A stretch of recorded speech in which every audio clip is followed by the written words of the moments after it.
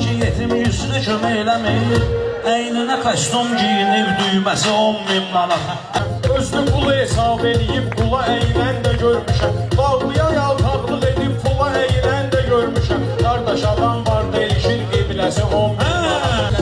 Rüfət oğluma toy edən, daməli beşləniyə gələr. Amma başlağanın avam mirzəsi 10.000 manata. Amma başlağanın avam mirzəsi 10.000 manata. Bugün paskalar açılıb, gələn atır, gedən atır. Bəyin əli yüngüldür, satıb siftəsi 10.000 manat. Bəyin əli yüngüldür, satıb siftəsi 10.000 manata. Şair var ki dəstəyinə oynamışdır 50 minə.